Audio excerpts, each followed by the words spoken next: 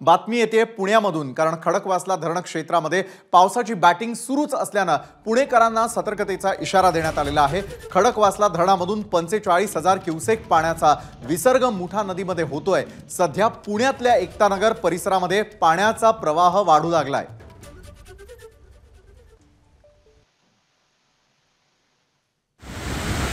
तर आपण पाहतोय की खडकवासल्यामधून विसर्ग वाढवण्यात आलेला आहे, जो तब्बल 45,000 क्युसेकने सुरू करण्यात आलेला आहे आणि त्यानंतर पुन्हा एकदा एकतानगर परिसरामध्ये पाण्याचा प्रवाह वाढू लागलेला आहे। पाण्याचा प्रवाह वाढल्यानंतर सखल भागामध्ये साचलेलं पाणी त्याच्यातही सातत्याने वाढ होताना दिसते।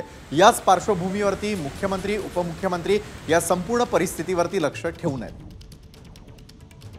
नाझिम मुल्ला आपले प्रतिनिधी या संदर्भात अधिक माहिती देतात। नाझिम, खरं तर 45,000 क्युसेकने पाण्याचा विसर्ग आणि एकतानगरमध्ये वाढत चाललेली पाण्याची पातळी, काय नेमकं त्या ठिकाणी चित्र तुम्हाला पाहायला मिळतंय? किती अलर्ट मोडवरती आहे सगळी यंत्रणा?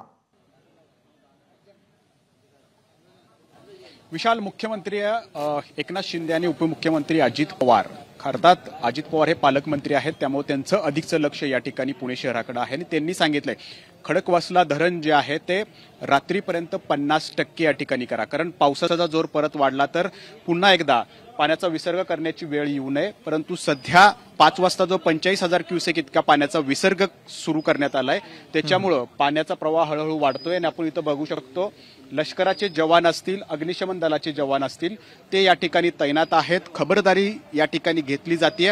पाण्याचा प्रवाह 5:30 पासून जो आहे तो वाढत चाललेला आहे, परंतु ज्या पद्धतीनं हा प्रवाह वाढतोय त्या पद्धतीनं तितकीच खबरदारी घेणे गरजेचं आहे। आता आपल्यासोबत याच ठिकाणच्या सोसायटीतले रहिवासी आहेत आणि आपण त्यांच्याशी बोलणार आहोत। काय खबरदारी घेताय तुम्ही? काय आता 2 दिवस इतका पाऊस आहे, आता आम्हाला भाजी दूध आणायला तर खाली उतरायलाच लागतं, खूप पाऊस आहे। काय आता आमची सोय करावं सगळी सरकारने। पाणी परत आता सोसायटीमध्ये अगदी यायला लागलेलं आहे, मग काय तुम्ही खबरदारी घेतली?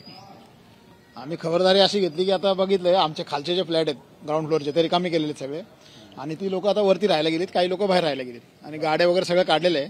परंतु आता मागच्या वेळेस जे सोडलं होतं पाणी, ते पाणी किती चुकीचं सोडलं होतं याच्यावरनं सिद्ध होतं। काय झाली होती चूक? पाणी आता आम्हाला इथपर्यंत येतंय आणि मागच्या वेळेस सांगू होते 35,000 पाणी सोडलं, ते आमच्या पार आतमध्ये 6 फूट होतं, या इथपर्यंत लेवलला पाणी होतं। 6 फूट तळमजला सगळा गेलेला आहे, सगळा तळमजला गेलेला, मी तळमजल्यात राहतोय। एबीपी माझा, उघडा डोळे बघा नीट।